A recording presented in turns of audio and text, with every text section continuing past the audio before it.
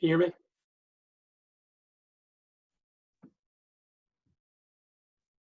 Hi, Nancy. Welcome. Thank you. Hello, Nancy. I'm Sumner. It's nice Hi, to meet you. Welcome aboard. I know your wife, Bonnie. Oh, yes. I did a little creeping on you just to try to figure out who you were. I'm sorry, I don't know you. And she said that she knew you. You I'm look looking forward like, to working with you. I'd say you look like a picture, Janelle. Thanks. You're perfectly framed. It's great. And looking forward to working with you too, Sumner, and learning from all of you guys as I get up to speed. Well, I'm a slow learner. It takes time to get together with all the details. Mm-hmm. So don't be, I mean, Janelle may not really like this. Don't be afraid to ask questions. We need everybody to be able to make the best decisions possible. Exactly. I told her to ask questions. I was just going to say, Janelle said, anytime you have a question, ask them, call. And including at this meeting, so. Reminds me.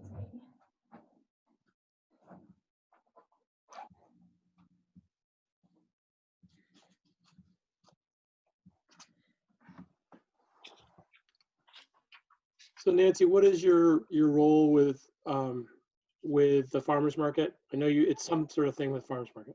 Yeah, I'm just rolling off of it.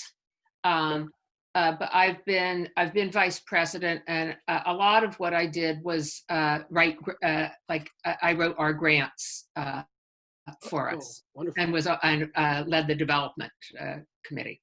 Oh, so yeah, so you've got to know Bonnie because that's her deal too. Exactly. That's great. Been very helpful.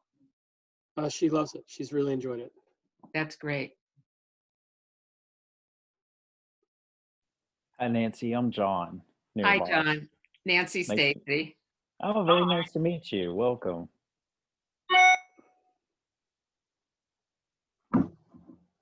Where are you in town? 2nd Street. Oh, nice. Lovely. Very cool. I'm over by Sumner, unfortunately. Over by Harborview. No, he's a good neighbor. Hopefully that's not a... Listen, man, Sumner is, up in the stratosphere. Yes. Selling farms and other properties in Colorado and all kinds of places. Oh no, that's not me. That's others. But yeah, I'm happy to be here. Hey, I hear that. So we may have Bonnie joining us late or by phone because Janelle just alerting she's on her way back to New Hampshire. I observed the city council meeting the other day. It was kind of cool to see that place where she was with all that wood. That looked like a really neat place. I think they just bought it. I think so. We're getting Kay's picture, not Kay. What is that? Oh, there we go. Here I am. Yes. Good evening. Hi there.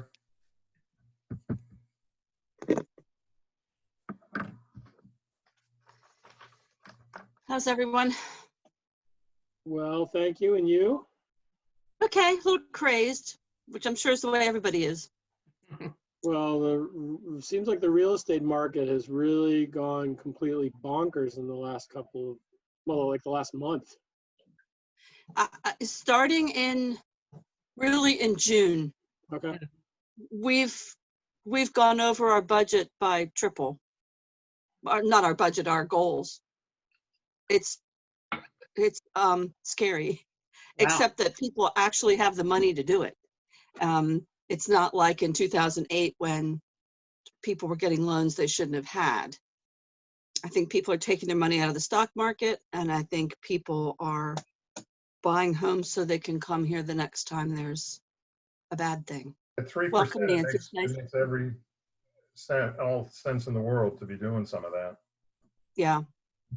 I think people saved a lot of money for several months too. Yes. housebound. Actually, sort of in a planning mode, I mean, do you see many people that are changing the way they're arranging their lives relative to work and play, and you know, they're working from places like Lewes and telecommuting to a big city or wherever? Are you seeing that? Because to me, that's sort of an interesting trend that may continue. I mean, we've all gotten a taste of what it's like. I think some people are doing rentals. I know I get rental information from Cape Hatteras, and they're actually advertising it as bring the kids, bring the family, because they can go to school from here too and live in a beautiful place while you do it. And that's how they're marketing their rentals. And I'm seeing more advertisements for high internet connectivity or whatever, or Yes. wired connectivity so that you can transport. My son-in-law, hi Bonnie. My son-in-law just got a job with Alphabet in March, and he's never met anybody he works for. And they're going to be home until at least next July. So he's moving from California, and my daughter, who works for a company in New York remotely, they're moving to Florida because of the environmental and other disasters in California. As we speak, they're negotiating the final contract on a house down in Winter Park. I think they're wise. Well, my daughter's in California with the terrible air quality. It's just unbelievable. And my daughter's in the tech field in Denver, and she's got the same thing. Spring of 21 is the earliest that they would ever see the office again. So Bonnie, who got the ticket for your racing back? You know what? I have to tell you, like all of us, I have driven I-95 and I-84 and I-93 many, many times. And this was sheer pleasure. Nobody on the road. Nobody's out there. Wow. Nobody's Well, plus, I think we're all desperate to travel. I'll never complain about anything about travel again. It was very nice in New Hampshire. I'll bet. Glad you're back safe and sound. Yep. I can't get my video to start. Uh-oh. When I hit start video, it says fail to start the video camera. Please select another video camera in settings. So we've had that happen before with other people. You might want to just go out and start back again. Okay. And sometimes you actually have to reboot the computer. Oh. Now I have to, I may take myself off video eventually because Brooke's going to bring us dinner. And having eaten Cracker Jack. Thank you. You're bringing us all dinner. Thank you. Very nice. What can I say? What can I say? Anyway, so just if I mean, I look terrible, but if I blip off, it's because I'm eating and you really don't need to watch. And you'll chew quietly, is that it? I will chew, I'll chew very quietly. Bonnie, do you have to bring enough for everybody? Yeah. They were still waiting for Bob and Melanie to come back. Well, on this whole topic of, you know, people telecommuting, there were, this is, you know, September. And so for a lake in New Hampshire, it should have been pretty quiet and very dark. And there were a lot of lights on across the lake. I was very surprised. So, yeah, I think people are, if their houses up there are winterized, I think they're digging in. Welcome, Tom. Welcome, Glenn. Hi, everybody. Waiting for one more person and we'll get started. He's coming.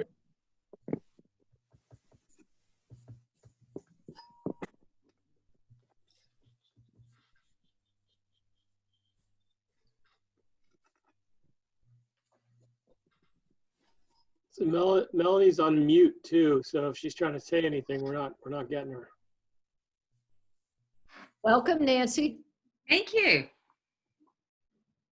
It's nice to see you, and hopefully sometime soon we'll see each other in person. And welcome, Bob. He's on now. There he is. Hi, Bob. I made it.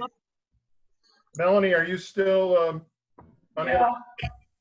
Still having problems.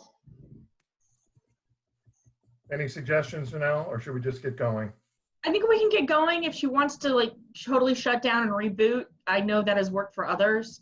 But if you just want to listen in, you are definitely here and attending the meeting. All right, it is by my watch 6:01.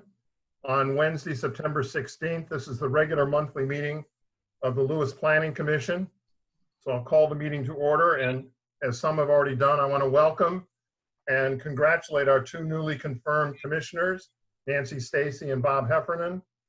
We appreciate your volunteering, and we're going to put you to work right away. Nancy has agreed to join the Action Plan Subcommittee, and Bob is going to join the Sea Level Rise Subcommittee, so we can get their contributions right away. I want to take a minute with Bonnie's assistance to go back over the meeting on Monday night, the marathon meeting, because there were 8 matters on the agenda on Monday night at Marin City Council that related to the Planning Commission. It was even longer than you might think because we had an executive session that At 5 started o'clock. at 5 and it Yeah. rolled right into the regular meeting at 6:30. So the first item of the 8 was the confirmation of Commissioner Stacy and Heffernan, and I'm going to move into some of the substantive ones, since if you didn't attend, I know Sumner said you were there, but I think it's important to clarify a couple of things that happened. There were some referrals made to us, and I just want to make sure everybody's up to date. On our recommendations to the Planning Commission for the changes in R4 and lot averaging duplex related, there was a 3-2 vote to adopt the suggested changes, with one major difference. They did not agree on the 6,000 square foot lot reduction. They wanted to keep it at 2.5 acres. The question really was, I don't think that's right. Yeah. No, they Sounds agreed to the 6,000 square feet. That motion was defeated. Right. okay, We then my agreed to notes the are wrong. I had 6,000 that square down. feet. Yeah, but we added A With- yield on plan. the lot averaging, we added a yield plan. Not to increase the number of lots or Right. structures. All right. Just for the record, I voted in favor of your all's recommendations. And that was a 3-2 vote. So my notes, I guess, are wrong because I clearly have both the not increase the number of lots to reduce the yield, which was a concern about density, but also left the 2.5 acres. So I apologize. On the open space issue on Milford Avenue at the beach, that was unanimously approved to make the changes to the comp plan at all, as we had recommended. With regard to the wetland buffer requirement, we have now got a Marin City Council public hearing on October 8th at 6 o'clock. That was unanimously approved.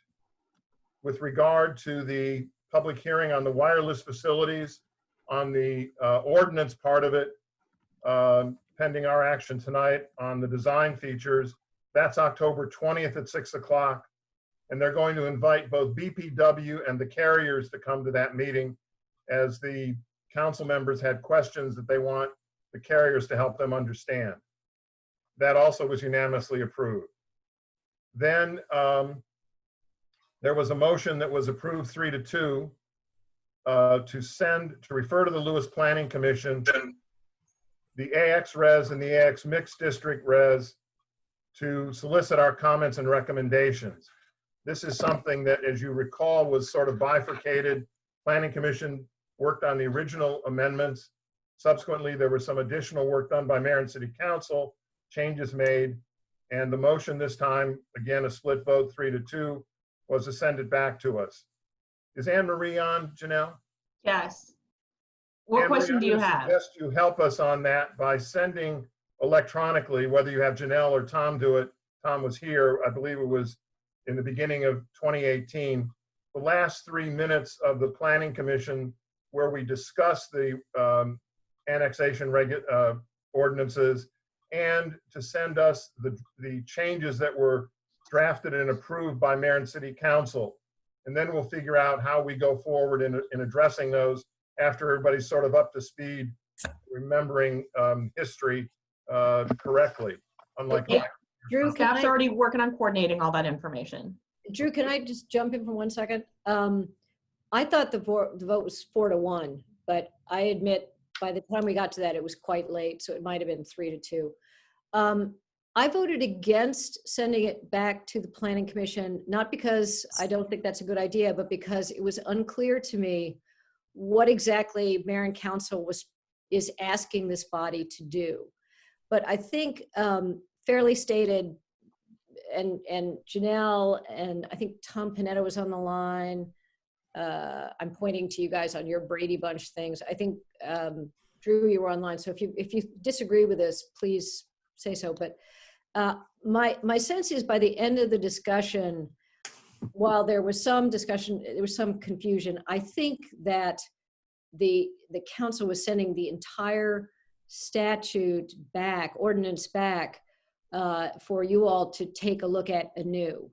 There was a considerable discussion about whether what was being reviewed were the tweaks that were made after the ordinance was first formulated and then sent to the Planning Commission for discussion, and then LPC gave its thoughts, then it went back to council and it was passed. Then there were some tweaks made to it. Yes, this is my cat over here. Then there were some tweaks made to it, and the question was whether or not it was just the tweaks that were coming back that had not previously been reviewed by the Planning Commission, or whether it was the whole thing. And I think ultimately what is being sent back is for the Planning Commission to examine the entire ordinance, not just the tweaks. Does anyone disagree with that's where I think that's when the mayor asked him, that's what he clarified. The vote I have is 3-2. You and the mayor voted against sending it back to the Planning Commission in the gross form that it was ultimately affirmed by 3 other council people. I must have missed Ted's vote. Okay, so that's, but you know, majority rules. So that's where we are, is for this body to take another look at the entire ordinance. Yeah, and I think, Bonnie, you summarized it well. Intent of the other 3 was to have Planning Commission take a fresh set of eyes and look at the entire AX Res, AX mix, and see if it held together or were there any suggestions for changes. I think that's right. I mean, there was some question raised about whether or not there had been one review back when this original formulation came forward about whether Planning Commission had reviewed it or not. There was some confusion around that, but at the end of the day, it doesn't really matter. That I think you're exactly right, Tom. I think that the whole thing is back for you all to take a look at and see if it can be improved. So we're going to take a slow process through that. We're going to build the record, take a look at it, get everybody up to speed, because we have had a change in commission, and we will work our way through this, but it is not the highest priority at the moment. We have a few other things that we have to deal with. 2 more matters, and then we'll get on to the rest of the agenda. There was an introduction of an ordinance to amend the code to reflect water resource protection areas, source water protection overlay.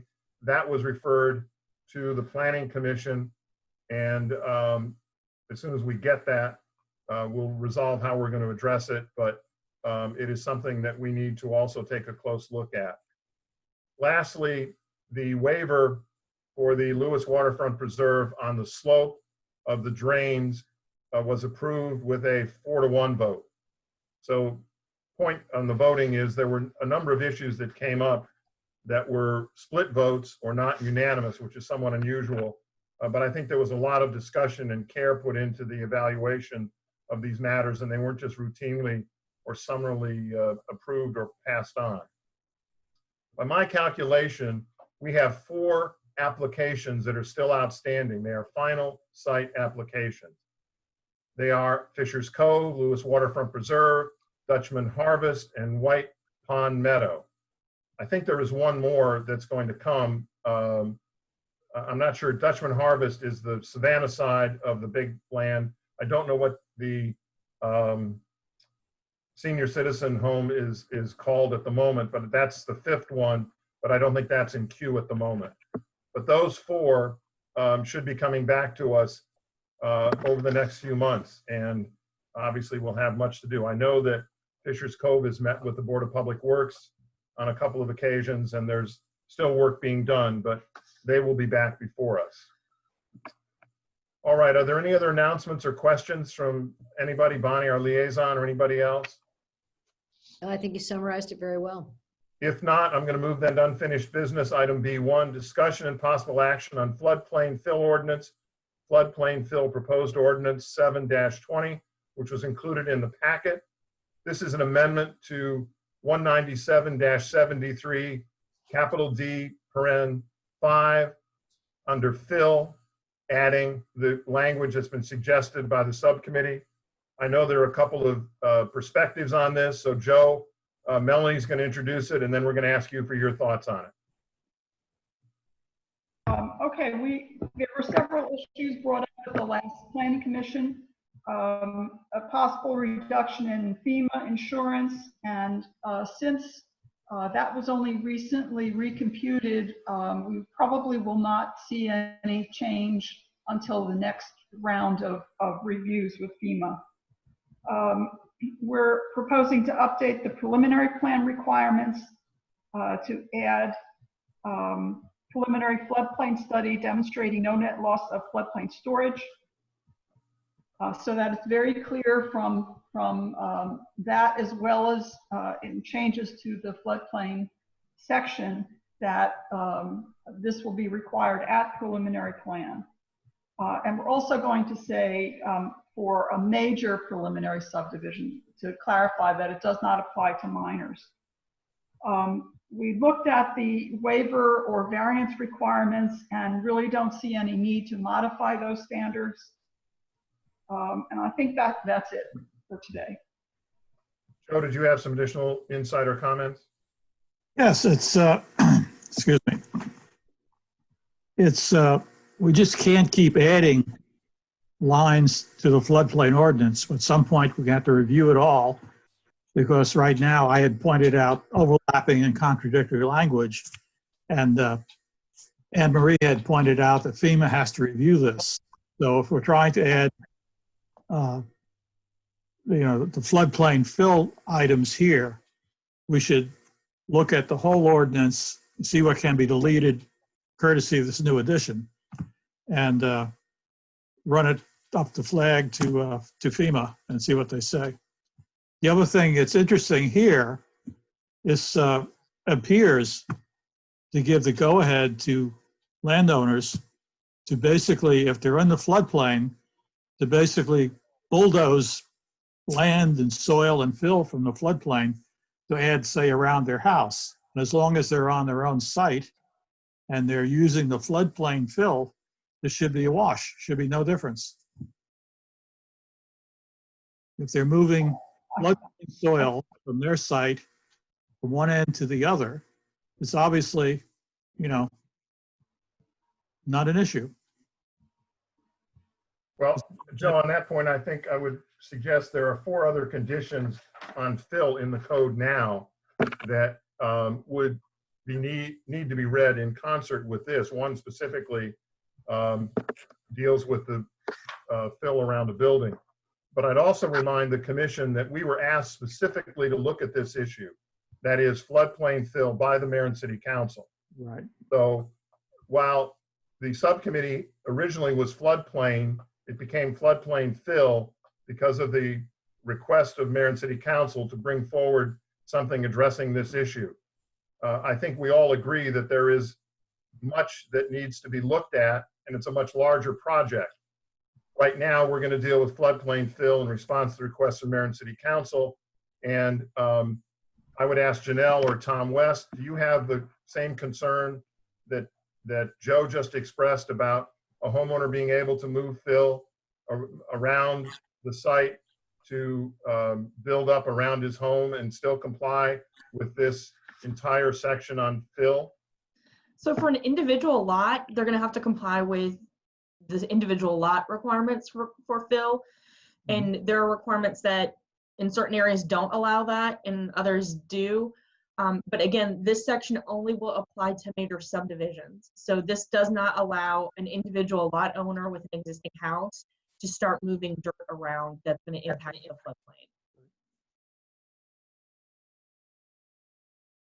floodplain. May I ask a question? Please, Sumner. I may not remember because it's been a while since we had this discussion before. It seemed to me when the subcommittee presented this last time, what I got in my mind was an idea, because you all know I'm hyper focused on sea level rise and its various impacts in the city. It seems like there's the potential for meeting the current floodplain profile, if you will, if there's no net change in the accommodation of floodwaters. But you conceivably could actually push stuff further upslope where it wouldn't cause a problem now, but it might cause a problem in the future. And I was just wondering if there's value in having something in here that speaks to now and into the future. And I'm not sure what qualifiers should be with future, but something that gets at, even though our floodplain right now is here, we don't want to create a situation where we've lumped up a bunch of stuff that's going to change the flood accommodating ability as water levels rise. Does that make sense? I understand where you're coming from. The concern is that whatever the floodplain is, as of today, tomorrow, whenever, and a major subdivision comes in, it will comply with those current regulations.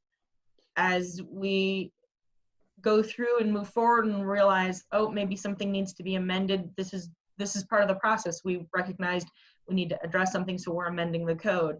And that's what happens with zoning codes. You want to like keep looking at them because in the future, things will change. So how do we keep addressing the change? But there isn't a way, zoning doesn't actually work for the future. It works for how it exists today because that's the rules and regulations that it exists today. Sumner, I would expect that in future with sea level rise that floodplain levels will have to be adjusted. And of course, they'll be adjusted upwards. Right. So, again, we can protect today's floodplain, but we really, I don't see how we can protect tomorrow's floodplain until it's there. Also, right. I think, I guess where I'm coming from is, once that project is built out, that's a done deal. We're not, that's a lost cause for whatever the future situation is. Well, I realize we can't go forever into the future. I think that's unrealistic, but and again, that's why we're looking at sea level rise. We've got the resiliency team in that meeting coming up in October.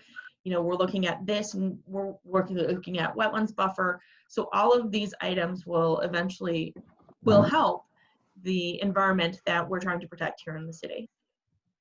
Yeah, I was just going to say, I disagree a little bit with the statement that you can't protect future floodplain.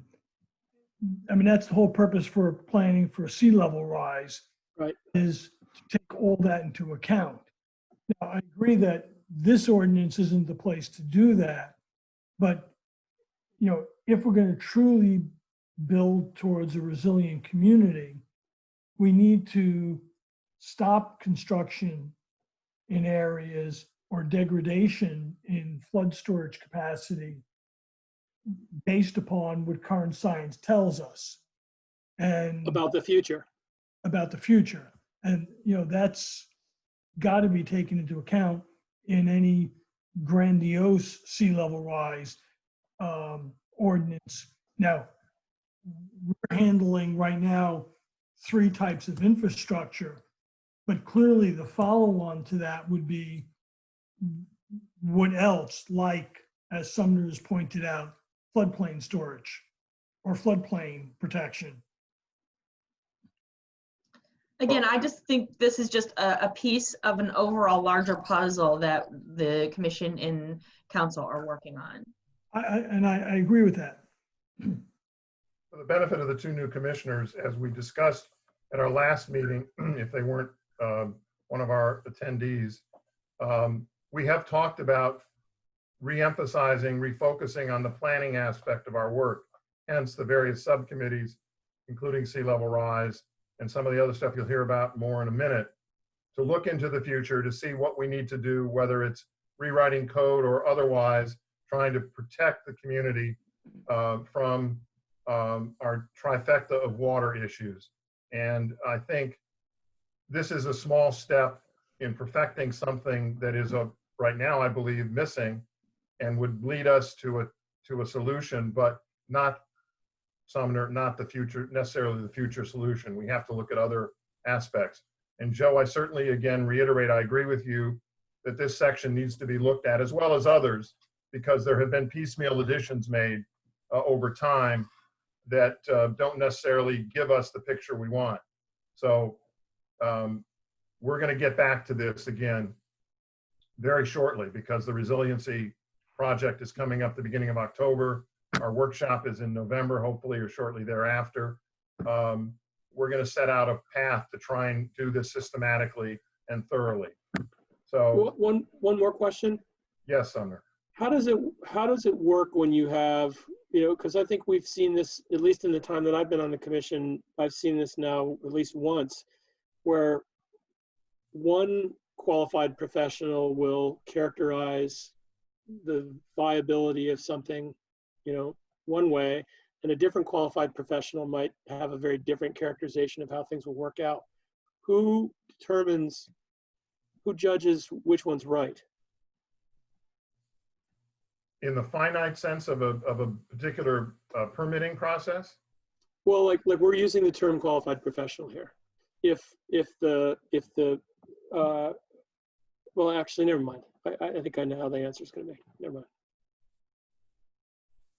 All right, any other questions? I think we would have to depend upon the engineer reviewing the report for the city and his opinion. And I guess where I'm headed with that is, if our engineer, for example, came up with a different conclusion than the applicant's engineer, how do those differences get resolved?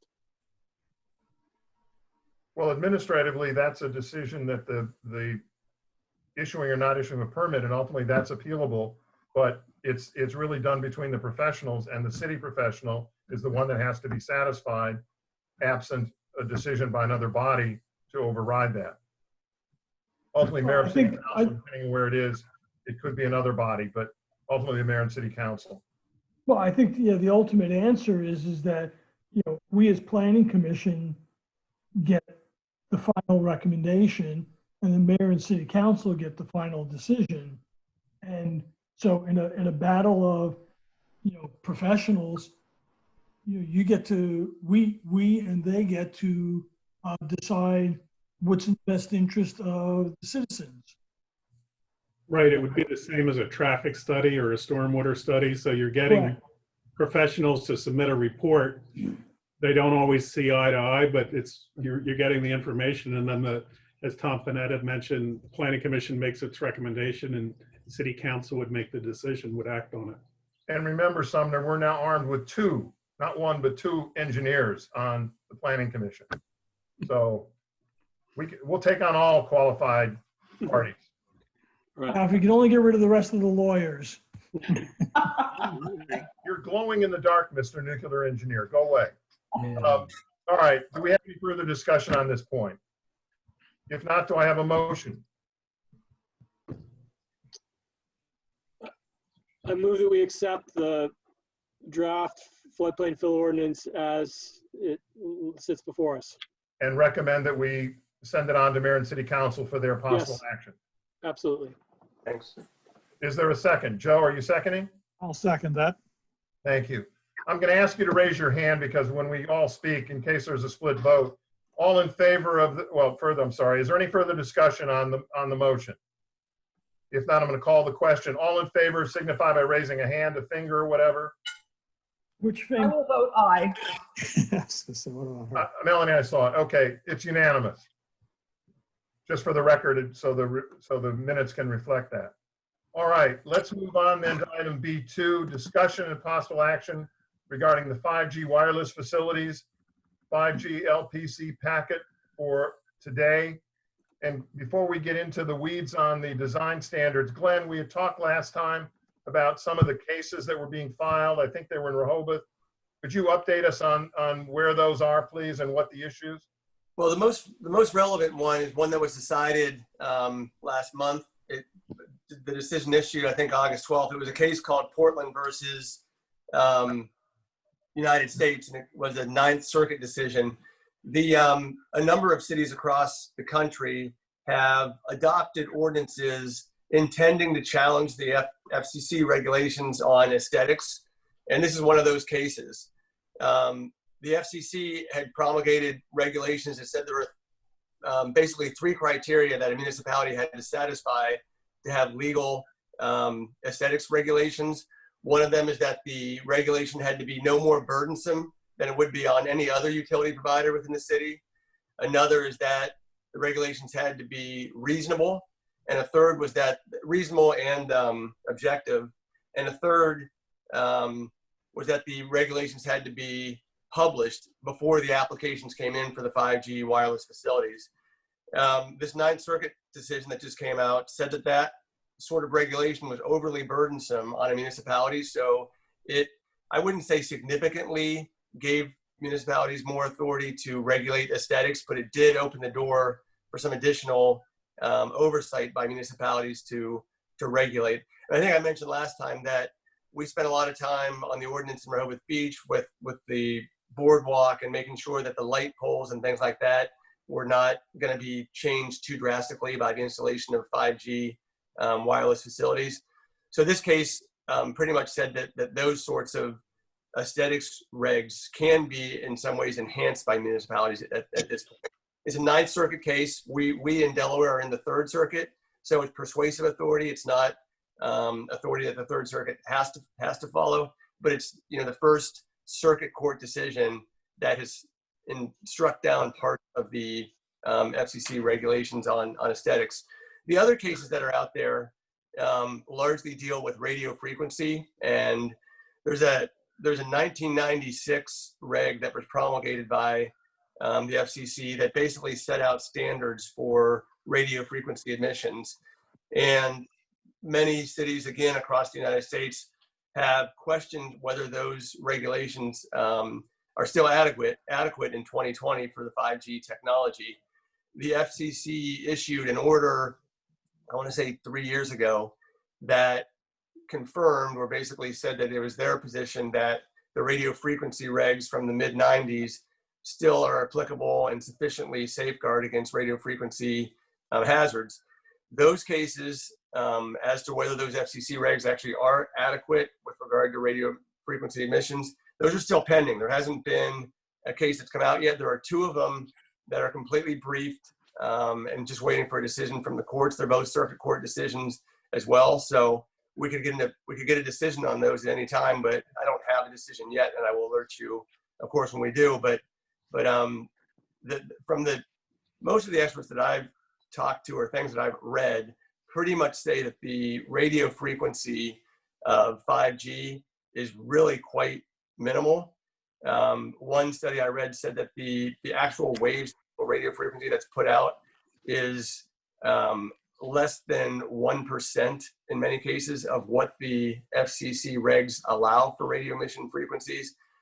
The issues that are really being talked about are mostly application in residential districts, because if you have a tight residential districts where the homes are close, you need to put a lot of these nodes, these 5G nodes around. You can be 20 feet from grandma or a little child's bedroom with these nodes, and that's where most of the concern about the radio frequency emissions comes. But we're still waiting to see what those cases say, and if those cases say the radio frequencies standards are not sufficient, then the FCC, I presume, will promulgate new regulations that will deal with it. I think more important for our purposes are the idea that we can now have a little more latitude in regulating aesthetics. Okay, just again to refresh everyone's recollection, this is sort of a bifurcated process. The wireless facility zoning amendment has gone to Mayor and City Council, and that's the public hearing that I mentioned earlier. In addition, in our packet are the design standards, which is really what's before us tonight, to take a look at those and see if we have any comments or questions. And I'm going to pick on one of our new commissioners who asked a couple of interesting questions today about the design standards, and I think it's fruitful for all of us to hear them. And I guess, Tom West, you're on the hot seat. This is Stump the West. Okay, Nancy. Okay. And as a newbie, I may be missing something on some of these. So on page 4, under new structures shall comply with, and I should say I'm not a lawyer. We have a whole series of things. The new structure shall be 10 feet, shall be 50 feet, et cetera, you know, from light poles, from existing structures. In other places in the document, it refers to maximums or minimums. And it just wasn't clear to me whether the intention here is to really indicate that we want it to be 10 feet away. We want it to be 50 feet away. Or are we saying it shall be a minimum of 10 feet from light poles, a minimum of 50 feet from existing structures, and so on for the rest of the bullets in that section? So Go ahead, Janelle. okay, because I kind of worked on the design standard, so I'm gonna take this one for Tom. Okay.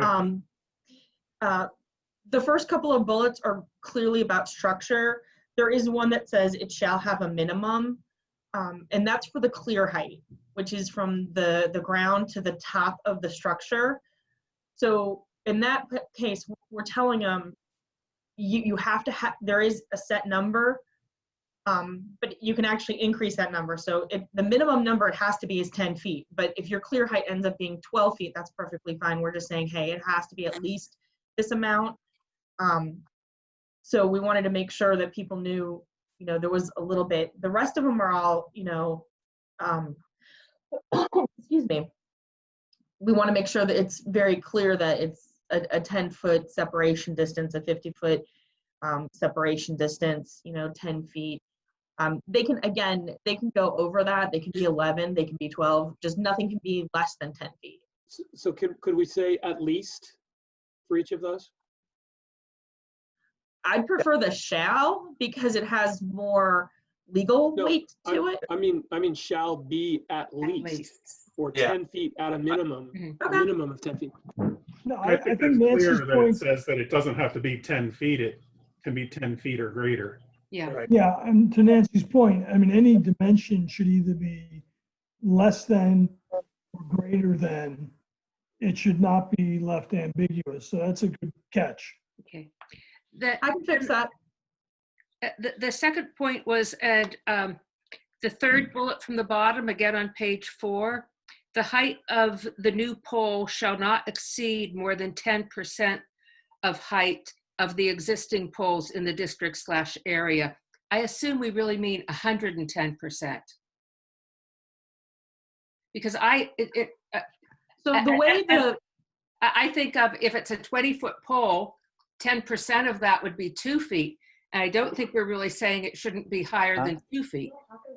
No, actually, the way the FCC regulations, and this is what we're following, says, so if you have a 100-foot pole, you can increase it by 10%. So you can add a maximum of 10 feet. So the language for the additional height follows the regulations in the FCC. So it's very clear that there's consistency throughout different regulations. But yeah, the intent is. This But it doesn't say that. Yeah, literally this reads as this, if you have a 100-foot pole, it can't be more than 10 feet high. Yeah, this shall not exceed by more than 10%. Okay. Yeah. We can take care of that. Now, I have a I question have a about that as question well. about before that, Nancy, the repeat general your question. requirements for small cell wireless facilities, cabinets, and equipment. B, if equipment needs to be located on the tower structure, other than the antenna, the equipment should not protrude more than 12 inches from a tower or structure. As it's not exceed 10%. Is that related to the comment we just had before?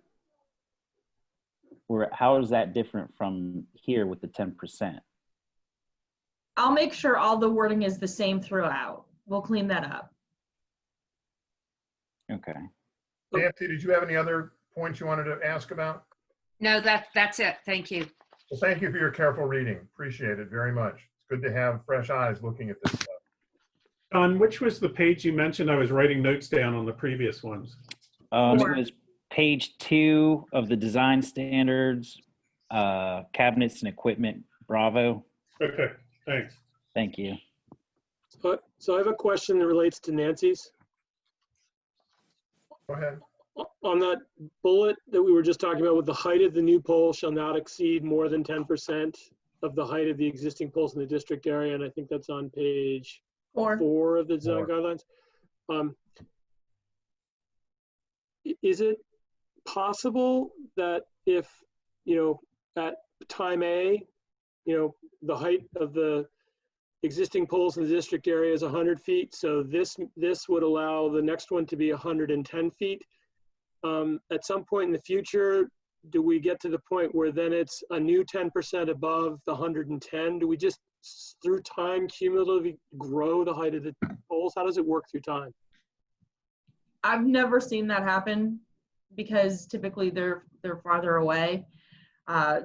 So that's never been a concern that I've gone through a lot of different design standards and nobody's really addressed that.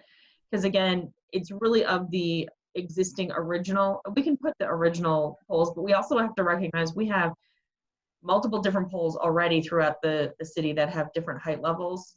So they're going to choose the closest one next to it to add to the height. But it doesn't keep going like, oh, then we'll have a 200-foot pole, because there's a maximum height for a pole in here. And I know that because it's under the Verizon definition. wanted that change. Yeah. Okay, yeah, I mean, just because from everything that we've discussed so far, it seems like the density of these things is going to be greater than any other cell tower antenna situation we've had to date.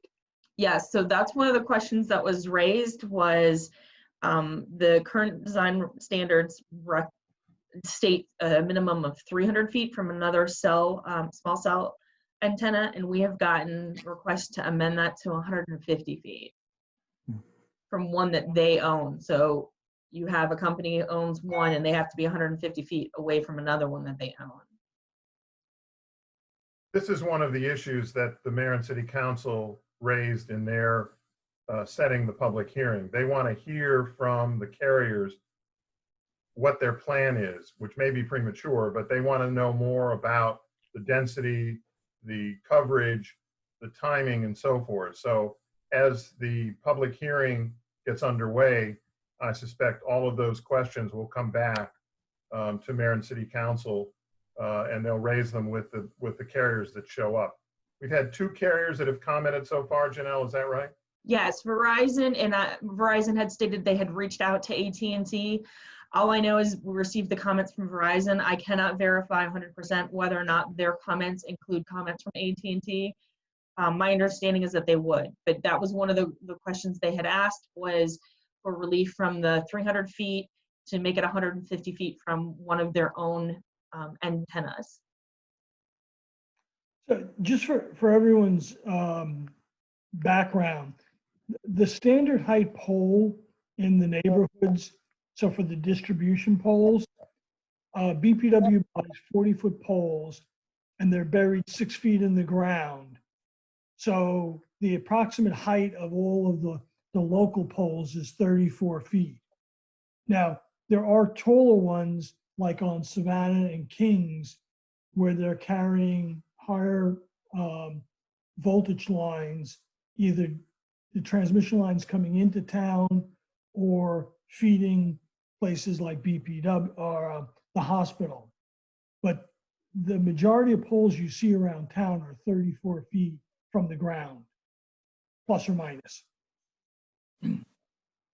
Just so that everyone has a perspective of what we're talking about for height. Helpful. And remember also that the state roads are not governed by us. In this instance, we don't control the design of or the layout of the 5G on the state roads. We're only dealing with the non-state roads, the city-owned roads. Well, we do have some limits on them. As Glenn was alluding to before, the standards are set up to be consistent. Right. And we don't apply aesthetics as in the design. All of those are meant, I mean, it's meant to be a guide for the right-of-way. But you're correct that the state has passed legislation saying that municipal zoning cannot apply fully to these utilities in the right of way. But this is based on regulating the ones in the right of way differently from ones that are outside of the right of way. Right. And those are BPW poles on the They're in right. the right of way, yeah. So, All right, any other questions, Sumner? so building on Glenn's report on the sort of two classes of cases that are out there right now, and particularly the unresolved ones, the latter group that he talked about. By chance, I had a guy from Comcast here today, or yesterday, and he brought up something that was sort of interesting, because I was wondering how 5G, fit into their scheme. And he said, we've been told that if we're to work on a pole where there's a 5G antenna, we have to go through this notification process, and they have to go and turn the antenna off. And to me, it sounded like it was getting to these emissions that Glenn's talking about. Tom, I'm curious, does BPW have any kind of policy like that? Where if you're working near antennas, or has Rehoboth dealt with this yet? If you're working within a certain distance, the antenna needs to be turned off for some period of time? I'm a little surprised at that. I mean, have you been in the Navy? You don't go up near rotating and radiating radar equipment, but the antennas are not that high of a power. And I mean, the existing 4G antennas that are up don't have that limitation. So it may have just been aggressive. I mean, don't know. was this a technician or someone who was knowledgeable? Well, he's somebody who goes up on poles for cable, and they conceivably will be at times confronting this situation. So it seemed to be a policy. There's no 5G anywhere down here now. I mean, they're just installing it in Ocean City. So I'm not sure if that's factually based or Yeah, not. it may not be. I just thought I'd raise it. All right, any other comments on the design standards? Hearing none, do I have a motion to recommend approval of the design standards? to be And sent just forward for to Maine City Council? clarification, you also need to recommend the ordinance. We were able to get the ordinance through, but you did not make a motion at your last meeting to recommend that. Councilwoman Osler took that for the commission's behalf to get that introduced, to get the, Right, to move it along. yes. Thank you, liaison council person. Glenn, did you have any? Good. Glenn, did you have any minor edits on the ordinance that you mentioned in the email? No, I think it's good as is. Send it up, and no, I think recommend it as is. All right, so I need a motion to recommend. 1 second, Drew, one question. What do we haven't discussed the edits proposed by Verizon. Yeah, and also, Drew, there's a question in the chat. Yeah, I recognize there's a difference between a pole and a tower. I think sometimes we just use them interchangeably. Right. I think it just, the chat, I don't know if everybody can see it, but it was just Tim Ritzert saying, remember, there's a difference between a pole and a tower. Just, it was addressed to all the all the members of the commission. So where are we on the Verizon comments? What have we not addressed? Would you like to change it from 300 to 150 feet? Tom Panetta, do you have any opinion on that? I don't think we should. I mean, because 50 feet means that you're allowing everyone to leapfrog. We want some sort of separation. Well, it's separation. Right now it's 300 feet from any other small cell and antenna. So if Verizon comes in, AT&T or whomever has to be 300 feet from that. I'm not taking sides. I'm just providing information. They don't like that. They want to be 150. They want to be 150. From what I gathered from the comments is based on, here, let me actually read the comments. The spacing of small cells is dependent on the capacity need of a particular area served. The larger the capacity needed, the closer the nodes may need to be spaced. Right. A 300-foot spacing requirement may materially inhibit deployment in certain areas. We believe 150 feet is reasonable, or that a waiver of such requirement be permitted where the provider can demonstrate that closer spacing is necessary. I like the waiver portion of that. I think if we could look at it on a specific case-by-case basis, if they don't automatically need 150 feet, it might be better to keep them spaced out, but have a process. Okay. What does Rehoboth, Glenn? Do they have distance on theirs? Do we know? Go ahead, Glenn. Go ahead, Tom. I was going to say, Janelle and I looked at it, but Glenn would know better. We didn't find a separation distance in the zoning ordinance for Rehoboth, but we did find it in a model ordinance for the state of 250 feet. But Glenn, go ahead. If you probably know better. Yeah, the providers push back on the spacing requirements quite a bit because they argue that 5G is pretty, the layout is pretty, what the word is, it's technical in some ways in the way that they have to be laid out because the frequency doesn't travel that far. So that where they place the nodes and how far apart they are is important to be able to get coverage over the entire area. So you limit them too much by requiring separation. In some instances that almost, acts as a,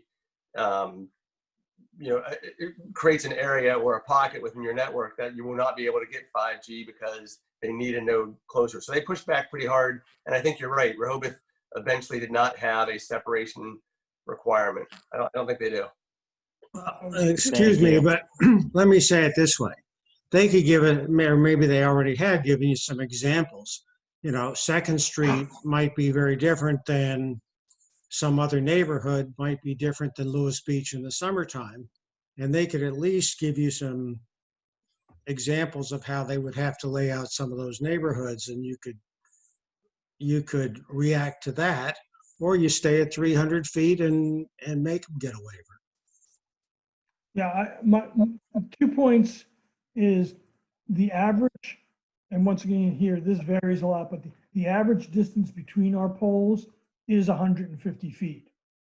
So by allowing them 150 feet, you could be allowing a cell phone tower on every pole. Second, I have no objections to the waiver, and I think that's a great idea. So if it's in the best interest of the city, we can waive that requirement, but we could at least make them prove why they need it. And if down the line it turns out that we're having to do lots of waivers, we can then change the ordinance. But I would hate to go relaxed. And yes, to Tom West's point, the DMAC draft ordinance has a separation, and several of the other ones that I've seen from out west have separation also. And we're not exactly a densely populated area. So, and that's part of the reason we are not putting the design standards into the ordinance, because we recognize as things change, they're going to be needed to be amended more often than a typical ordinance. So next item from Verizon was they would like a waiver, and the waiver of any design standard shall be granted where strict enforcement would materially inhibit deployment or where deviation from the standard better serves the interest of the applicant and the city. But Janelle, before we do that, can I just confirm if where we are on this distance matter?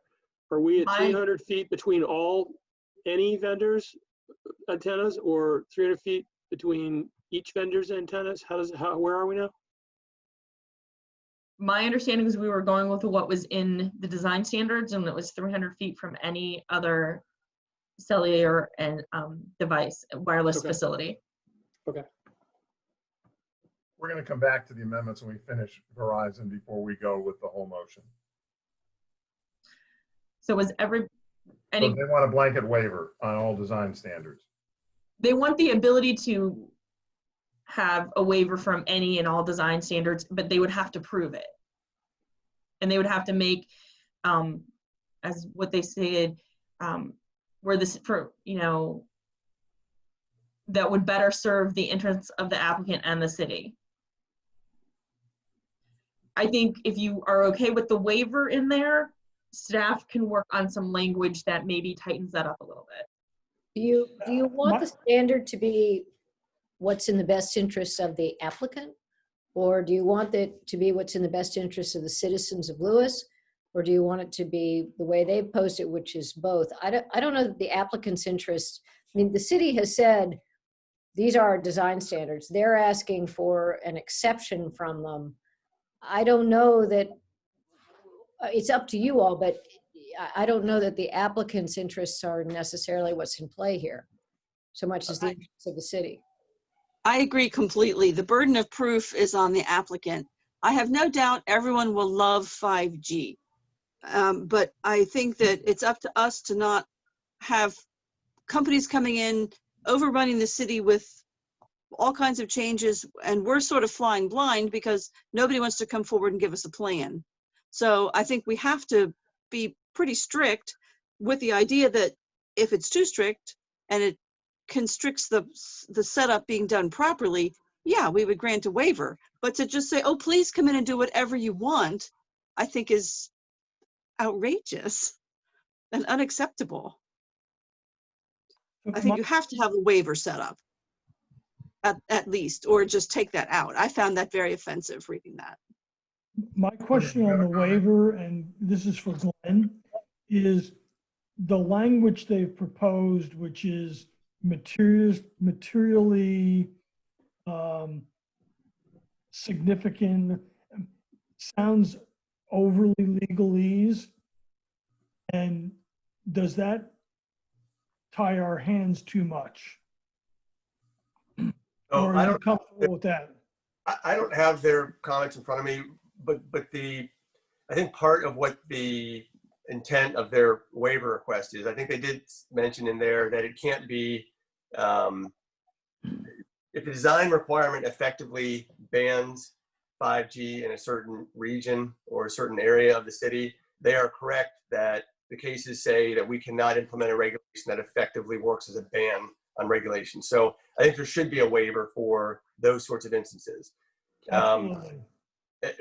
But do you have it in front of you, Janelle, that you could read it, or Tom?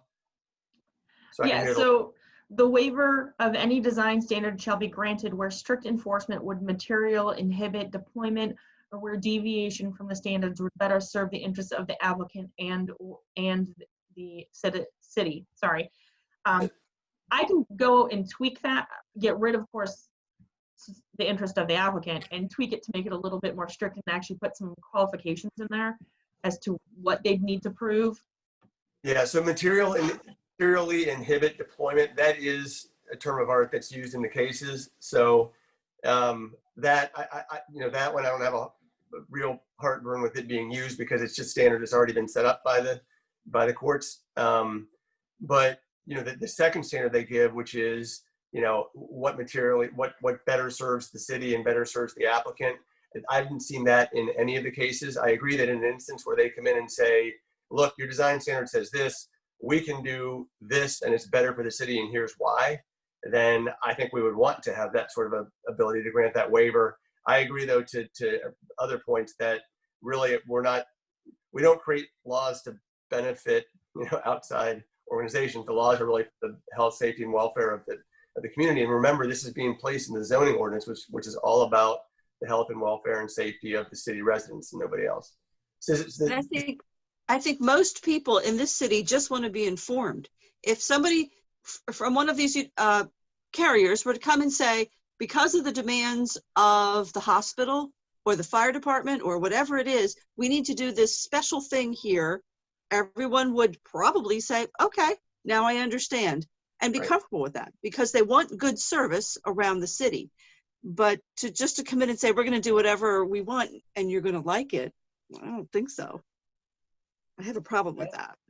So, Sumner, you have a question? Building on the conventions in the legal world, two of the phrases that worry me are any design standards, and then it says shall be granted. Those are pretty powerful terms. Yes. Yeah, I certainly think we can change the shall to a may in this instance where, Yeah, taken care of. So again, I've rewritten it to waiver of design standards may be granted where strict enforcement would material inhibit deployment or where deviation from the standards. I need to fix that because I took the rest of it out. And then I'm going to add some, provide information, provide qualifications. They're going to have to like provide data to explain that. So I'm going to add some worded verbiage if you'd like, if you are comfortable with having a waiver in the design standards. I think we have to, because we're not just a straight grid. We've got issues and areas of the city that are going to need more oomph than others. And certainly sometimes of the year, they're going to need a lot of oomph, and it's going to be quieter in January. So I think it makes sense. I mean, we're not trying to prevent this. We're just trying to get the best deal we can. Bonnie, you wanted to add a comment? Yeah, I'm sorry, Janelle, I think we should also say who is going to grant the Yes. waiver.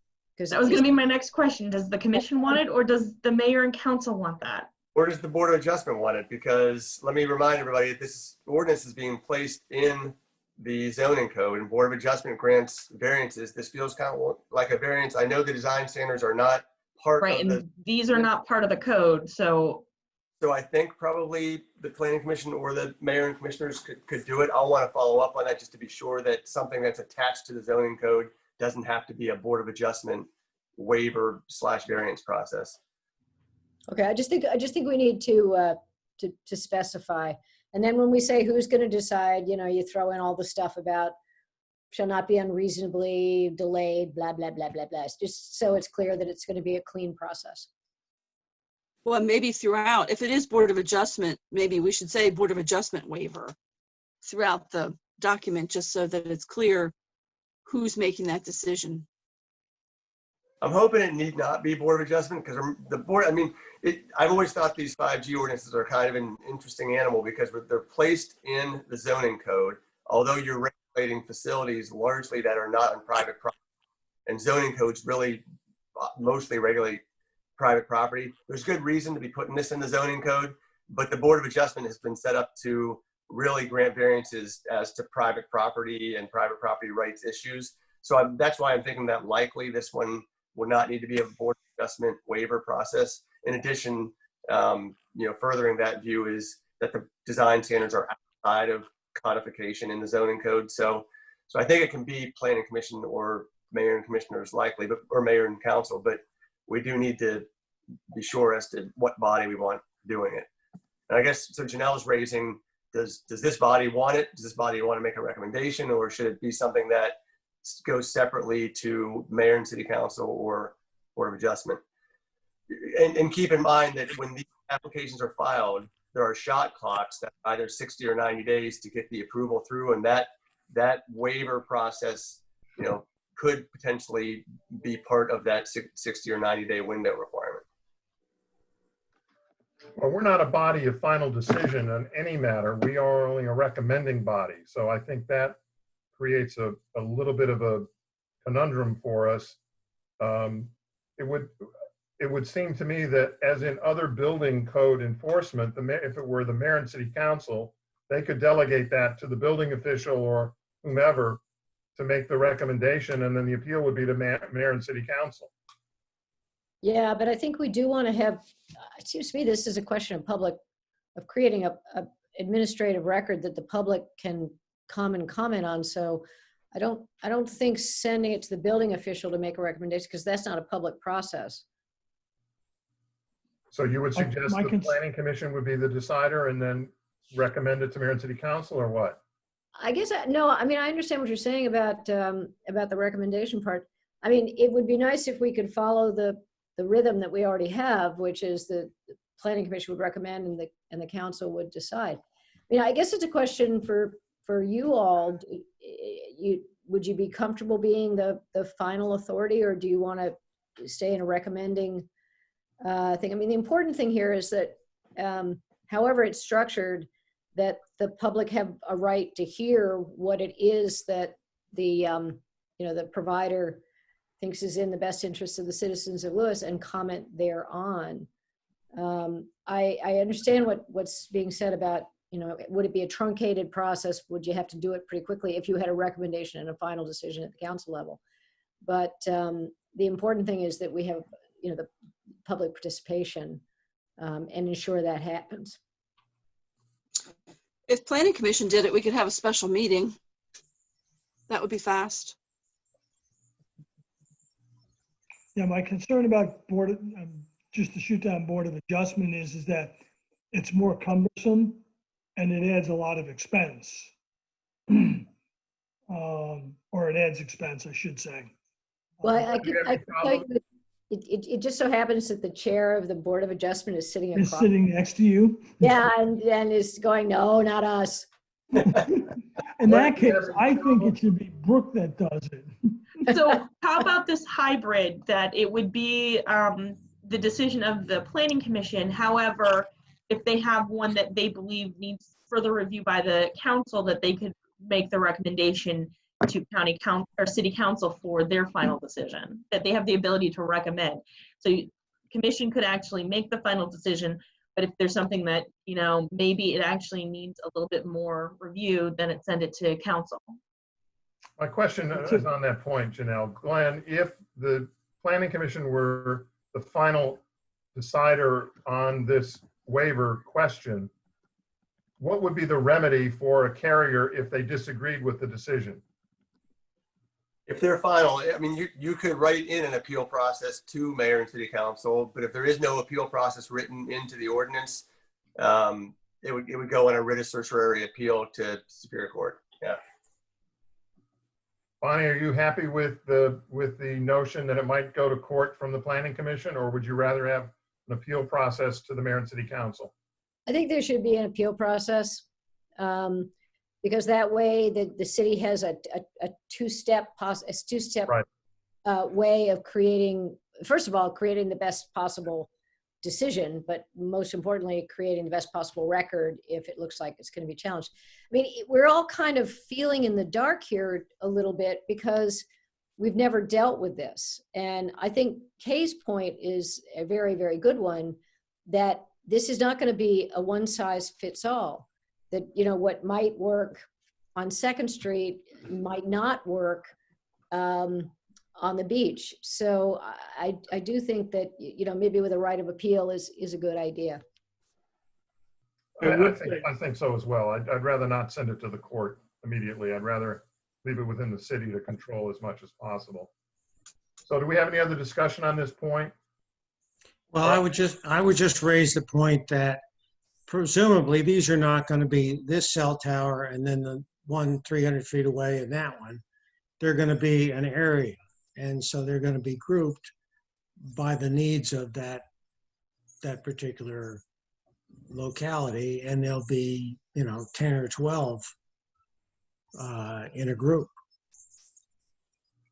So it ought to be manageable, I guess, is what I'm suggesting. Like several of us have said, we're trying to feel our way through a process where we have no great experience. It's new technology and so on. I guess I'm putting hope in, yes, this is a design guideline set. We will continue to refine this as we gain experience working with carriers who come to the city. I'm assuming, as you've said, Janelle, in other cases, we're dealing with a living document here. That's why. Certainly, yeah. Go ahead. Are we good with this one? I'm working on, adding an appeal process and a few other things. The wording is not right yet. The next one is. Can I address this one point on that, Janelle, on the appeal process? Because I'm looking back at the ordinance, and the ordinance has decisions to administratively approve or deny a permit application subject to review by the Board of Building Code Appeal, which is a board that's established under the International Building Code that we've adopted. But I believe that we've amended the International Building Code to provide that those sorts of appeals would go. Our Board of Adjustment is the Board of Building Code Appeal for all intents and purposes. And because the ordinance is going to be in the zoning code, it makes sense that those decisions and appeals would probably go to the Board of Adjustment on the ordinance. So the question is whether that appellate procedure is going to somehow apply as well to the design guidelines waiver. But we can, you and I can work on that and just. Yeah, and most of I don't think the comments we received from the agencies really had no issues with the ordinance. It was the design standards. Yeah. So the last item that I think really needs discussion was the maximum height, which we said 10% of the existing pole. They want for a height of 50 feet, whichever is greater. So that's for discussion. Go to, our average pole is 34. Okay. I mean, 50 feet just seems excessive. Okay, I just wanted to bring that out before everybody, so you had a chance to consider that, because some of the other things were just little tweaks of verbiage here and there, a better word. Would that still fall under the waiver then? I mean, we have the standard of 10%, and then if they come in and demonstrate that they need, instead of 34 feet plus 10%, they need it to 40 feet or so, that they could go through the process for a waiver. They could. Yeah. Janelle, I just have a question. Did they say under what circumstances they might need 50 feet? I mean, again, this is a new technology. I don't begin to know how it works, but is there some magic to 50 feet that they articulate? My understanding on that, Councilperson Osler, is that the actual radio frequency that's put off on these are less than 1 millimeter in height.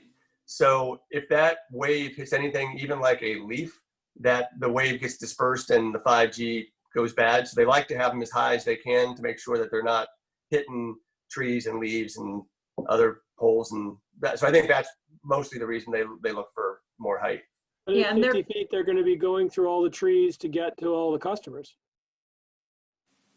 So their comment for the reasoning for the height was allowing for additional height encourages co-location over installation of a new pole.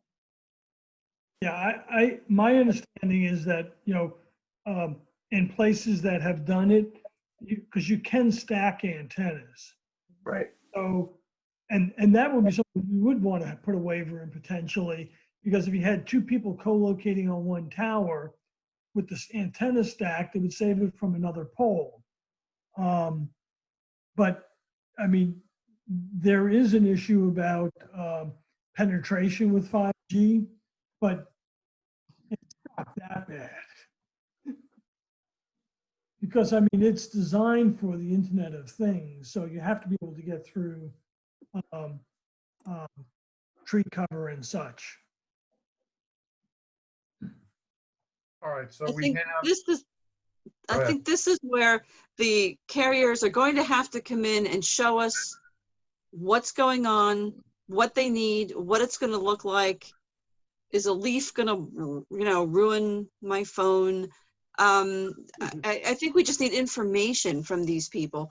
And if a waiver is appropriate, I don't think anybody will have a problem with a waiver once a need is demonstrated. But if it's that delicate, I mean, I think this is where a professional a carrier needs to come in and show us the overall network and how it works and how it's going to work on that corner and how's it going to work on that corner. And then I think a waiver would make sense. I agree with what Kay is saying completely. But this will show how little I understand this, I'm sure. But I'm sorry, didn't we just talk about different providers putting their equipment, multiple 100 feet apart? Are they also allowed to put the same equipment on the same pole? Yes, co-location is strongly encouraged. Okay, but as I recall from Tom West's presentation of what these 5G boxes actually look like, let's say you had 3 providers and each of them had their boxes and was all on the same pole.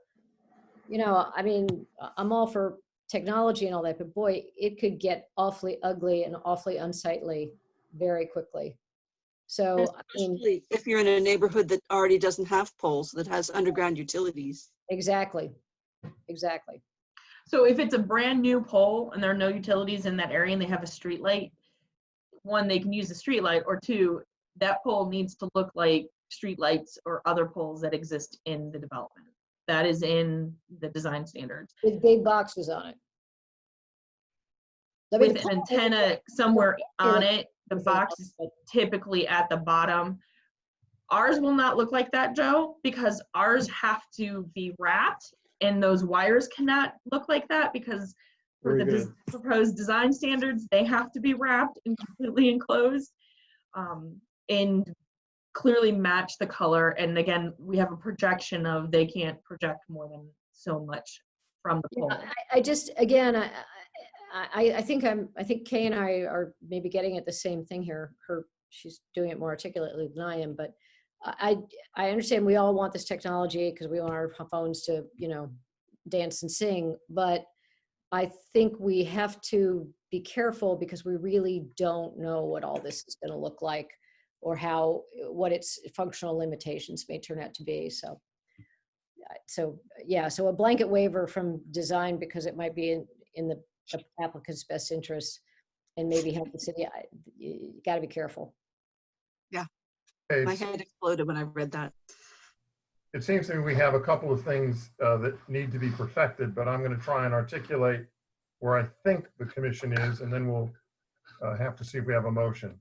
We have 3 areas that the carrier has suggested should be different than is in the design regulations. The height, the separation between poles, the potential waiver of design standards, and the maximum height.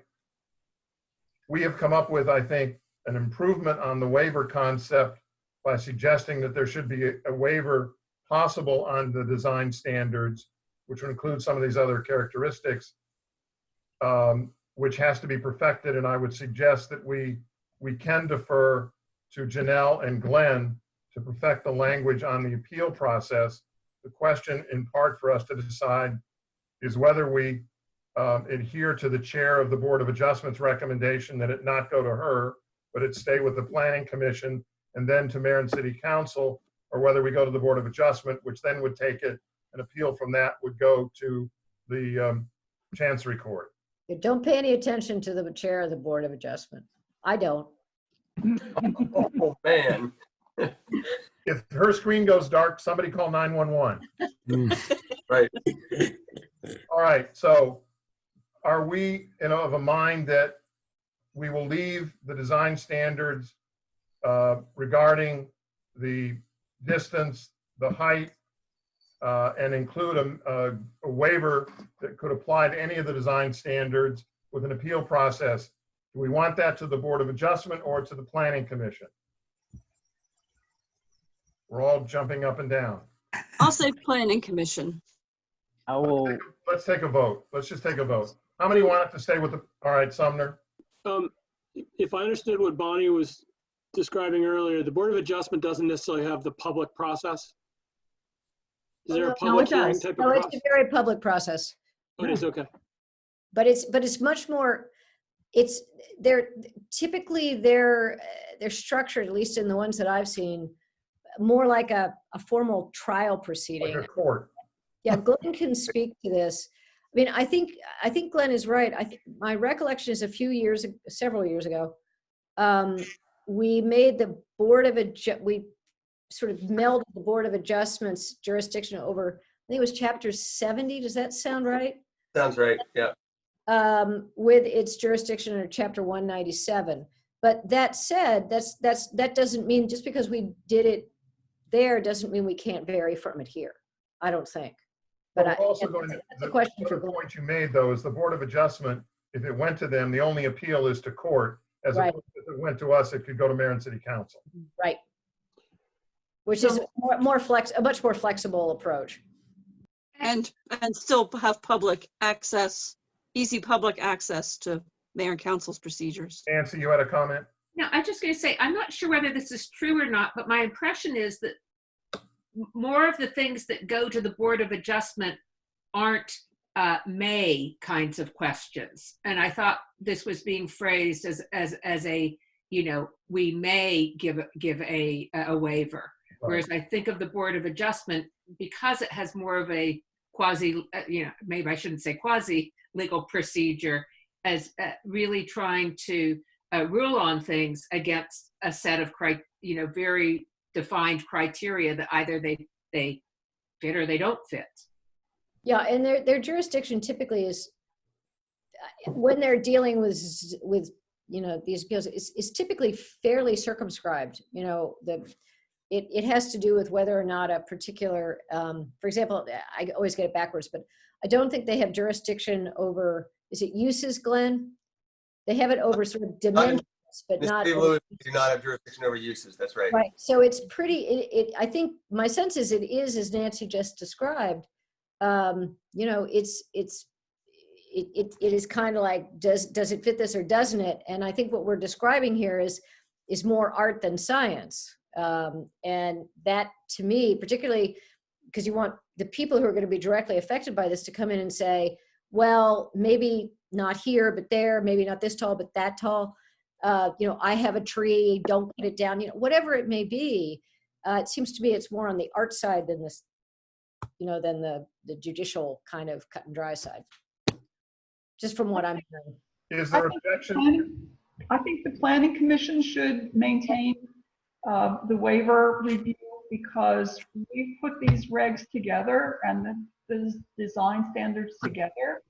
And I think it would be really helpful for us to see where there may be problems in them, so that if we need to fix it, we don't have to go through other review processes.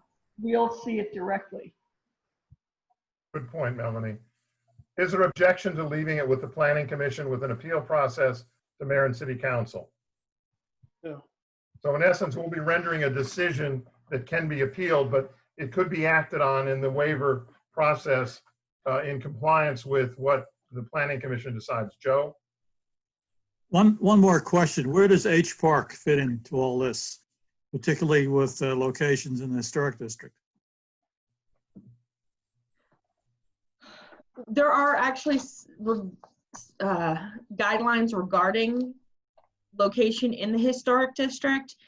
There was nothing, again, most of these are going to be in the right of way, so not really a property. So they would not go to H Park. Is that correct, Tom? Because I don't have the whole process memorized. I worked on the design standards, but I don't think the design standards were intending to send them to H Park if they were in the right of way. If they're in the district and they're on a building, which they can be, they would go to H Park. If they're on a public utility in the right-of-way, a state right-of-way, no, they wouldn't. But if they're out of the state right-of-way, that I think it's open that they can go to H Park, even if it's not on a property in itself. It's still in the historic district. So if Nancy Stacy wanted to put a bunch of these boxes on her house, for example, that would be an H Park issue, right? But if it's just in the right of way, it wouldn't be, is my general understanding of it. So if she puts them on her house and you can't see them from the street, then it's not an H Park issue. But if you can see them from the street, which actually you can't because they're required to be concealed, so you don't see them from the street, it is not an H Park issue. It would be more, I'm thinking if there's somebody puts a pole, like a light pole in their front yard and ends up with a tower on it or an antenna on it, then that would go to H Park. Fair point. If Nancy needed to make some extra money, and so she said, put a pole in my front yard, I'm all for it, and I don't care about the emissions. Yeah, I mean, I think that's probably fair. But Is it as a flagpole? Yeah, put a flagpole up. All right, are we comfortable with the notion that the design standards as proposed would stand as are recommended to Mayor and City Council with the addition of a waiver process, which would set forth a decision by the Planning Commission on a waiver request with an appeal possible to Mayor and City Council? Is that the consensus of the commission? Yes. Hearing Yes. none in disagreement, I need a motion. Sumner? Given how many times new technology has been mentioned, and I don't know if this ever happens, do we ever say we need, set a schedule for review of this process to see how well it's working, in such a document, in an ordinance or something like that? We're setting this up but in a year's time, we're going to review or whatever? I mean, does that ever happen, or is that not the way to do things? So that's really why the design standards are not in the code and not Okay. designed to be part of the ordinance, because we anticipate the technology to change and quite possibly change quickly and frequently. So we wanted to have that flexibility to do that without having to amend the ordinance. So it's more of a continuous process than an interval. Yes. All right, so I'm looking for a motion to refer to Mayor and City Council, recommend approval of the two parts that we have before us. One, which is the draft ordinance for, I'm going to get the correct title here, the wireless facility zoning amendment, and then the draft design standards as amended by our discussion, which I'm suggesting we could defer to Janelle and Glenn to perfect the waiver language and the appeal process from a decision by the Planning Commission or an appeal to Mayor and City Council. If that's the sense of the commission, I need a motion to make, I need a person to make such a motion. I make. So moved. Oh, go ahead. So moved. And Tom, are you seconding it? Tom Panetta? Sure. Yes. All right. Any further discussion? Yeah. Hearing none, all raise your hand and saying aye. Aye. Opposed, abstaining, it's unanimous. Thank you Can very we much. just get a verification that Melanie voted yes on that motion? Because I did, yes. thank you, because I her thought video is you- just not working, so. All right, let's move on to new business C1. Annual review of the Planning Commission bylaws. That was also affixed to our meeting agenda. This is in pursuant to Article 9, subparagraph B, regarding the next meeting after organizational meeting, we're to review the bylaws. For the benefit of the new commissioners and to refresh our recollection, I'm going to ask Glenn to look at the issue. This has been passed back and forth between Mayor and City Council and us, primarily on the issue of Article 7, Section C on voting, what it means to have a successful vote by the commission. And that's come up because of some of the questions about what's a quorum, what constitutes an acceptable minimum threshold for voting. Glenn, do you want to take us through that particular paragraph? Sure. I have to look back again at the language we settled on for quorum. Just to remind everybody and the new commissioners as well, this the bylaws were a topic of discussion by the Planning Commission earlier this year based upon a vote that really got whittled down to just a few members being able to participate. So some language was changed. So you did have a review at least of the voting procedure, and these were finally adopted back in April of this year. So the parts of these bylaws have been looked at as recently as April. But we settled on a quorum being, I want to read the language so we have it all right. I'm sorry, I'm not finding it right away.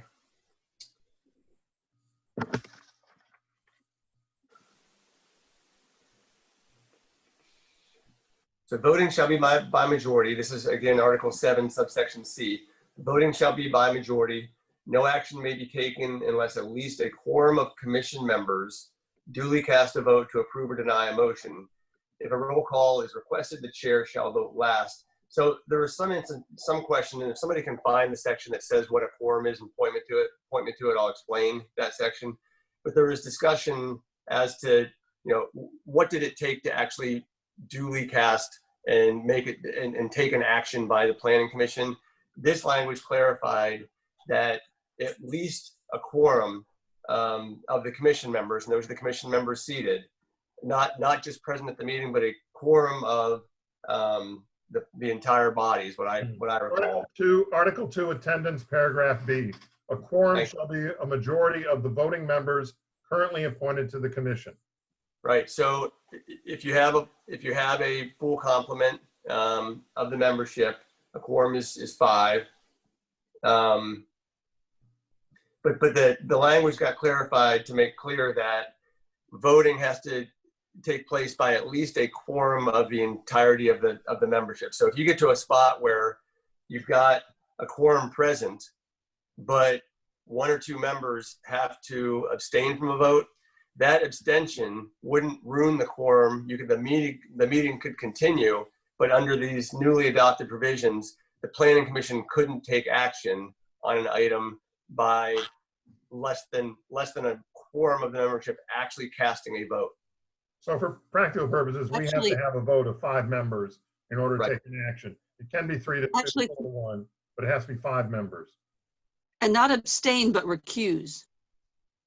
Because abstain's a neutral vote. Well, not in all instances. And I don't want to get into the weeds on that, but abstentions typically are neutral votes. That's true. Because how do you know if someone's going to abstain? Because you might have the correct number of people to vote, and then someone may choose to abstain, and you don't know that. The chairman or whoever's acting as chairman would not know that until that person casts that vote. I thought the way that we concluded is that an abstention would not be counted as a vote. You have to have 5 members duly casting a vote that goes toward the decision or not decision. That's the way I understood it to be. And an abstention, if you've got 5 members participating and that's the only 5 that can participate, and you get to the end of the discussion and you're ready to vote, and some person says, one of those 5 members says, I abstain, my understanding is that at that point, the Planning Commission cannot take action. I didn't understand it to be that way. Article 7, paragraph D, section D. In all instances, an abstention shall not be counted as a vote to approve or deny a motion. Thanks for pointing that out. You actually clarified in your bylaws that in all instances, an abstention shall not be counted as a vote. Just the reason I'm hesitating to say it's always a neutral vote is because if you don't have a provision like this in your bylaws, if you're voting on something that requires a supermajority vote to pass it, that's the one instance where an abstention counts as a no vote. So, but you don't have that issue here because you've got a provision that says an abstention in all instances is not counted as a vote. Okay, so for everyone's benefit, the Planning Commission did review this earlier this year. Mayor and City Council looked at it. This is our annual review of the bylaws, but I wanted to clarify for everybody's benefit the voting requirements of having 5 members, since we're a 9-member commission now, fully formed. But unless there are other questions or concerns, I need a motion to adopt or reaffirm, I guess, the bylaws as drafted. Nancy. You're muted, Nancy. Sorry, I have a question. I don't mean to delay this. But I just want to be clear. So if you do have recusals, and so if we're currently 9, and let's say for the purpose of example, 2 people recuse, which takes us down to 7. For something to be passed, it wouldn't be 4, it would still be 5. It would still be a majority of the number of members. Now, I'm sorry, go ahead, Drew. I believe that's correct. Still have to have 5 members voting. That's what Mayor and City Council really wanted to change the law to mean. We had to have a majority of members voting. Doesn't mean they're all in favor, just means we have to have 5 members voting. No, so wait, so if you have 9, I'm using the same example, 2 have recused, you're down to 7. It's still 9 though. We have to have a majority of the members of the commission, not of voting members. I understand, but if at the meeting you have people showing up voting and you're down to oh, I see. So you can have a 4-3 vote and it's still approved. Yes. Is that your question? I'm asking if I could have a 3-2 vote and it's still approved based on recusals and people not being present at the meeting. Yes. Get down to 5. If a 3-2, it still passes. Okay. So, yeah, we've had a number of subcommittees work, and maybe it's silent for a reason. Are there restrictions as to ways to engage outside parties beyond the Planning Commission? you know, for expert opinion on things? Does it matter that it, I mean, do we need to keep them out in things like subcommittees? Does it matter? I mean, is there any guidance on that? Not in the bylaws. The only guidance per se on outside experts is whether we can afford them. If we get them for free and they're willing to come and speak and participate, no problem. I have said all along that the subcommittees are open to any and all members of the public who can join in and participate in the subcommittee work. And if you've got experts that are willing to do so, we should feel free to call upon them. Okay. Yeah, the only thing I'd add there is if the subcommittee is relying on expert opinion, it should be sure to summarize and relate that expert opinion to the full commission when the full commission looks at the subcommittee's work, so everybody has the benefit of a professional or highly educated expertise. Absolutely. You're saying maintain a record of what their contributions were. Yes, because typically, because experts are experts, typically what they have to say is given more weight than a lay opinion. So it's important when the subcommittee says, we looked at this issue, this is where we got, that if it did in fact, you know, rely, I mean, there should be a complete, obviously, you know, the members of the public thought this, that, and the other thing. But if you are relying on expert opinion, I think it's vital that the rest of the commission understand that, you know, the person who was giving information or opinion was qualified as an expert in the area. Okay. I think also let's remember that every comment we get should be in the public record, expert or non-expert. I mean, we have been the first and we're going to continue to be the last, if necessary, body in the city to make sure all of the public comments are on the public record as soon as we get them and invite people to participate and to comment. So Bonnie's correct. With the extra weight we might give to an expert opinion might be noted in the record, but we do need to make a complete record and make sure that all commissioners have access to any comments that a subcommittee might receive. That keeps Janelle busy posting stuff. All right, so do we have a motion? Glenn, is it to reaffirm or what's the language? So yeah, it would be a motion. I mean, it really just is a motion to accept the bylaws as written. I don't know if you need to send them up to City Council this year. I don't think we do. Right. Not required by the bylaws, so I'm going to stick with that at the moment. And they've already had their input, and we're not changing anything. Do I have a motion to accept the bylaws as written? So moved. Melanie moved. Who seconded? Sumner seconded. All in favor, say aye or raise your hand. Aye. Aye. Opposed? All right, they carry. Then let's please move on to new business item C2, update and discussion regarding the joint resilience meeting on October 1st at 3 p.m. Okay, is that right?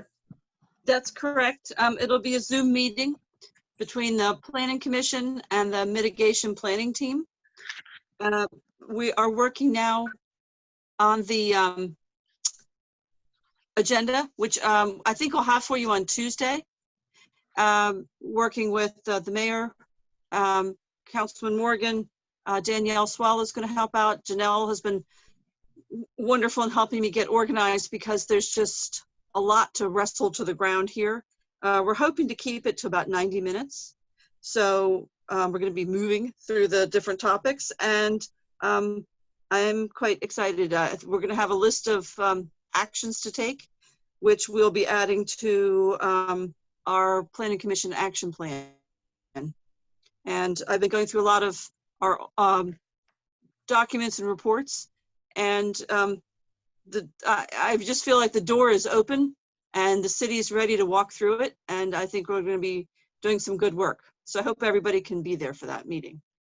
Well, I appreciate your leadership on this and your extra efforts, as well as Janelle's, to pull together this list and to reach out to affected and interested parties. So I'm looking forward to the meeting. It'll be open to the public, so others can hear what we're doing. And I think this is the first time we're going to get an inventory or a listing of those kind of action items that are important dealing with resiliency. And I think that's terrific. just well done. Thank you. I did send out a press release to the local papers and so on. So hopefully we'll get good public involvement as well. Any questions for Kay or Janelle about this? Hearing none, let's move on then to section D of our agenda. The first one is Floodplain Fill Subcommittee. Any additional comments, Melanie? No, at this time, no. Wetlands Buffer Subcommittee, noting we have a public hearing set by Mayor and City Council. Anything else, Kay? No. Tom Panetta, Sea Level Rise Subcommittee, and update on water workshop. Next two items. So the sea level committee should be ready to bring something to the commission for the next meeting in October. We're just finalizing up the redevelopment portion. So that will cover infrastructure and redevelopment. Once we get some feedback from the commission, we can decide whether we send that on to mayor and city council and go back and work on the next phase, which is major subdivision and sea level rise, which is going to be the one that's going to have the most meat to it. The water workshop, based upon having a workshop in October, we're shooting to do a workshop in November. I've been in contact with Mike Powell of DENREC, and he's gotten some other folks involved from DENREC. They're very interested in participating with us in a workshop. One of the things that DENREC has suggested is that, and Sumner, you'll be glad to hear this, they really think that you can't divorce sea level rise from flood issues. And so they think that the discussion needs to be broadened slightly to include the impact of rainfall events and such. As I think all of you know, a couple of years ago, I had done some research into historic rainfall, and Mike Powell has gotten Gina from DENREC involved looking at that data, and she wants to talk about what DENREC can do to help to update the historic rainfall events so that they take more weight for the last 10 years worth of events, because we've had 300 to 400 year rainfall events in the last 10 years. So based upon that, I'm going to talk with Janelle. Janelle, this just happened this morning, about slightly restructuring the workshop. The water workshop, to make it a little bit broader in scope. Still focusing on sea level rise, but recognizing that you can't divorce one from the other for its impact on planning. Tom, can I ask that as soon as you can, if you can try and come up with a date and circulate it to the commission so we can know in advance. And if in fact, I don't know how long you think the workshop will last, but it may be possible to combine with a regular November meeting. I don't know what the agenda is going to be in November. We'll get back to that in a minute, but we should lock in a date if it's going to be a separate date sooner than later. Correct. Okay, understand. And let me just also ask you, since you talked about sea level rise, please get in touch with Bob, or Bob get in touch with Tom and talk about, what's coming forward, and sort of catch him up, Tom, on where we are at the moment, please. Will do. There's a lot of information on the website as well. Yeah, and Bob, I'll send you some emails, but it's probably best if we sit down and talk. There's a lot of information to weed through. Okay. All right, any questions on sea level rise subcommittee work or the water workshop? Looking forward to it. Melanie, I'm sorry? Looking forward to it. Aren't we all? All right, move on to action plan subcommittee with its new member. I tortured poor Nancy by sending her about 5 million huge emails yesterday. We all have our assignment here to be working on a draft of this list of actions. We're going to get this draft to Janelle on Monday. And then we are meeting again, if I can read my handwriting, on the 30th with Janelle, so that what we can come up with a pretty solid list, then update it with what we hear the next day at the resilience workshop, and then get it to Planning Commission as quickly as possible after that. Possibly December, judging just from the way everything's kind of going. I hope that's okay schedule-wise. When you're ready, that's what's okay. I just Okay. want you guys to be ready for it. We're aiming for December then. Okay. Any questions about the action subcommittee efforts? They've got a lot on their plate, and we've got a lot that's going to feed into that. So that's a work in process, and I appreciate Nancy stepping up to help in that, as well as the folks that have been struggling with it up to this point. All right, can we move on to reports then, please? Glenn, do you have anything to add for us? I don't have anything new. Thanks for asking. Anne Marie, I know you're there or were there. Do you have anything for us as an ex officio member or otherwise?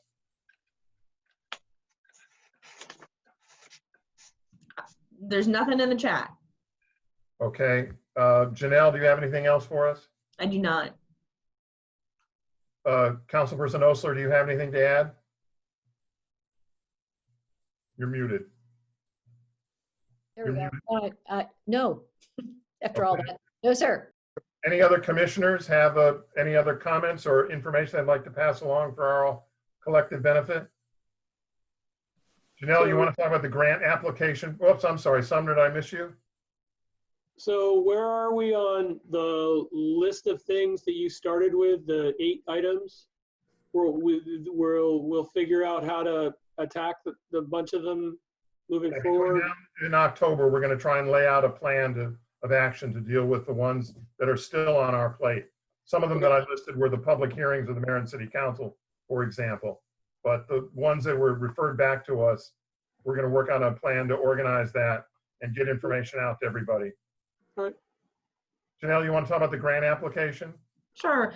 So Sea Grant is offering a grant opportunity for up to $25,000, $15,000 to $25,000 for projects for resiliency and economic development. So the city submitted a letter of intent for an application that we would like to focus on stormwater risk management practices, education purposes, maybe even a pilot project to address stormwater management issues in the beach area. So that would be the focus on the beach area.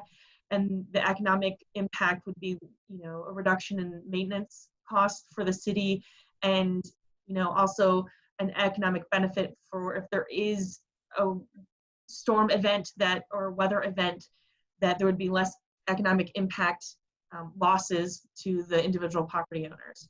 So we're working on a grant application that is due October 11th, I believe. I would just note, if you, Councilperson Osler, can refresh my recollection if I'm wrong, but I think the consulting budget for the Planning Commission was one of the great savings thus far in the last year's expenditures. We have been under our prior expenditures. So the grant application will help us continue the trend of being very economical, but should the occasion arise, we need to go back to Anne Marie if we need some additional help. And the grant application is one area, but we may just have to go back to our budget and get additional help on occasion. Any other comments or questions before I turn to the last 2 parts of the meeting? Yes, Joe. I almost forgot, there's a Rascal meeting coming up on Monday, September 28th, 9:30 in the morning. Our new members can link into Rascal, perhaps. It's a very educational program. No donuts or coffee available, but 9:30 on the 28th of September. Nancy or Bob, if you have a question about that, you might reach out for Joe or Janelle, and they can fill you in on the history and our benefiting from our participation in some of the Rascal events. Okay. All right, under E1, we have no minutes for consideration. They weren't available early enough to distribute. I will also say that Janelle is working on updating our roster, adding our 2 new members and correcting some of the term issues. So we should all be getting contact roster to each other for each other's use shortly. In that vein, I want to remind everybody, please use the city email address for all official business. And Janelle, you're going to get Bob and Nancy email addresses? Yes, we are working on that. And if you have not responded to my email asking for verification for your contact information, please respond promptly. I would appreciate it. Okay. That's not just the new members, that's everybody. That's everybody. All right, hearing, I think we've completed the hearing of matters tonight. Do I have a motion to adjourn? So moved. Thank you, Kay. Boy, everybody else. Second. No seconds it. I'm Anybody just settling opposed? in. Anybody opposed? Hearing none. I want to stay on longer. You know what? You can have your own meeting as long as you want. I got trained on Monday. I'm set for 4.5 hours. Thank you all very much. I appreciate all your work. Thanks very much to everybody. Thank you, everyone. Thank you. Good night. Good night. Right. Bye. Take care.